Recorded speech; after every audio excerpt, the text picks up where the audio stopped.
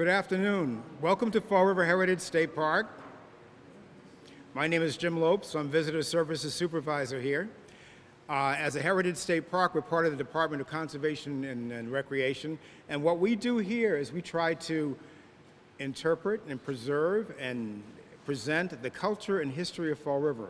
So if any of you have seen the programs we've done over the past couple of years, we've done our best to give everybody a chance to express themselves. This has been a wonderful season for us. We've explored Pocasset history in Fall River. We've talked to various designers, and today we're here to celebrate and well, it's not really to open the exhibit, but to celebrate our exhibit on Portuguese immigration. We've had a wonderful collaboration with UMass over the past couple of years with the Labor Department there and other departments there.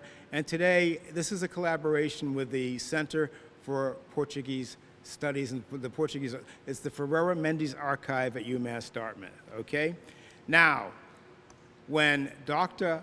Paula Noverza from UMass came here to look at this exhibit, she remarked on the wonderful synergy between this exhibit and our Joe Raposo exhibit.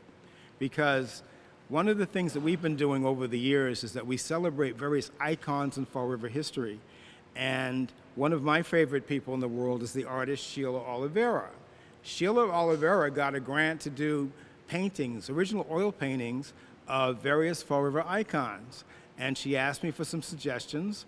And at the top of my list was Joe Raposo, along with Weta Moe from the Pocassets, and Elizabeth Buffum Chase, and Thomas Hudner, the man this building's named after. So we came up with a nice list, and this is the result of her painting of Joe Raposo with a few of his friends here. It's been wonderful having this here. We'll be looking for a home for it, Sheila, right? We'll be looking for a permanent home for it? Yes, we'll be looking for a permanent home for it. It does not fit in my living room, so we'll be looking elsewhere. But it's been a wonderful collaboration with her in producing programs connected to this exhibit. We've been working with Creative Arts Network. That's Sandy and Dave. Thank you very much for your help. And also the Greater Fall River Art Association. They've been doing children's programs with us, okay? So come back. Right now we have this Portuguese-American exhibit. I invite you all, when you look at the exhibit, start in this corner over here, and it talks about Cape Verdean immigrants, Cape Verdean Portuguese immigrants to America. And those people in that case over there are my grandparents.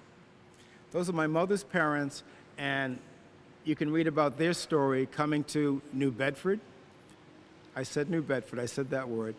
They're coming to New Bedford. My grandfather was a whaler. So many Portuguese American men came to this country as whalers. So, without further ado, I'd like to introduce you to your host for this afternoon's program. Your host is the director of the Ferreira Mendes Archive at the University of Massachusetts at Dartmouth. It's Dr. Paula Noverza.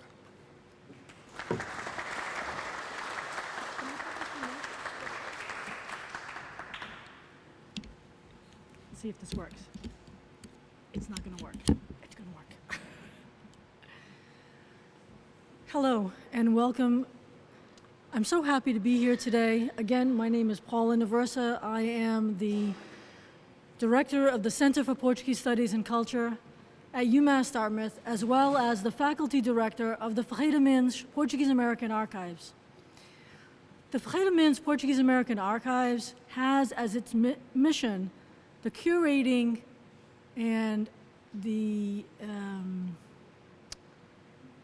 curating of all aspects of Portuguese immigration to the United States.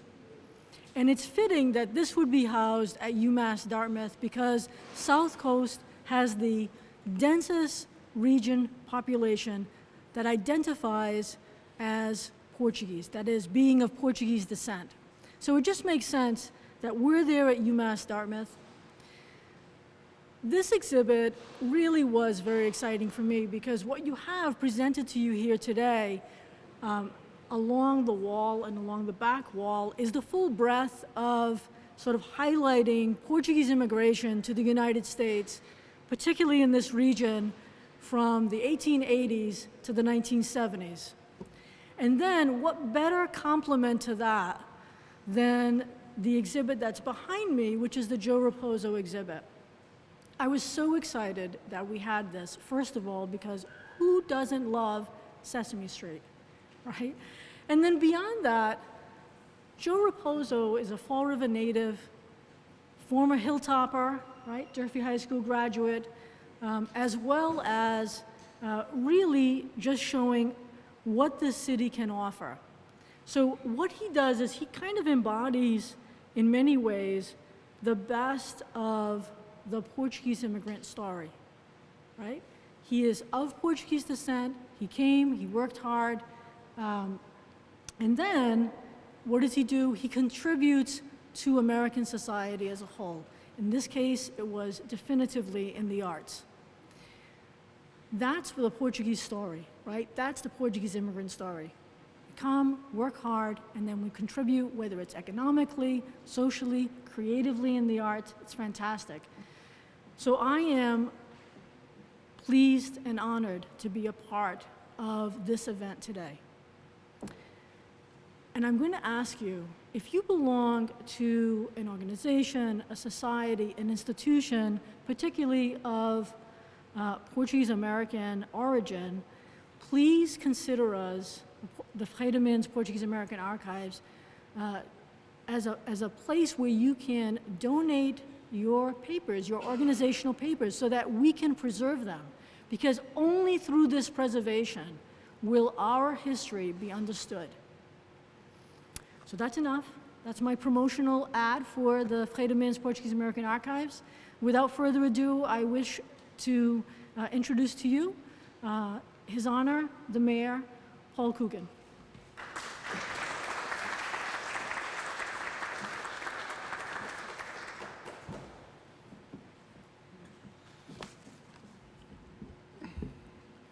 Well, this is another great day in the city of Fall River. It's very, very special for the entire community because we're acknowledging another bright, shining star from Durfee High School, very, very similar to Paula. I go to her events over at UMass Dartmouth whenever she invites me, and her Christmas party down at the Cultural Center, and I always get a great laugh out of it. But before I say anything, I want to make sure I acknowledge a good friend of mine, a good friend of UMass Dartmouth, and a good friend of Durfee High School. And obviously she took the time because she knows we're honoring a Durfee grad. State Representative Carol Fiola's also joined us today.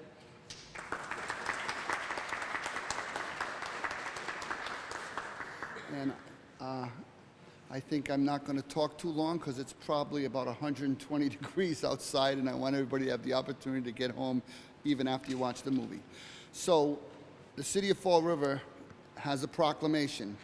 Whereas Joe Raposo was a widely profound individual who never forgot his humble origins in Fall River, and whereas he was always faithful to his family roots in the Azorian islands of Portugal, Joe wrote more than 3,000 songs for the innovative PBS television show Sesame Street, among other renowned compositions, and he arranged iconic tunes that included Being Green, C is for Cookie, Sing, even I know that one, A, B, C, D, E, F, G, H, I.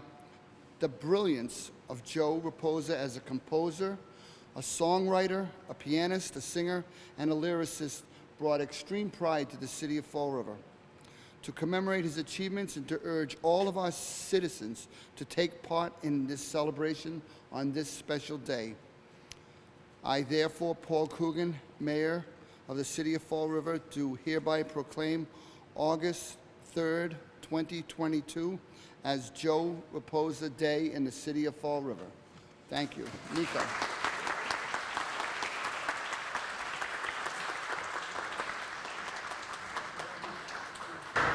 I also have a special gift for Joe because I know he's going to be around for a few more days, a key to the city.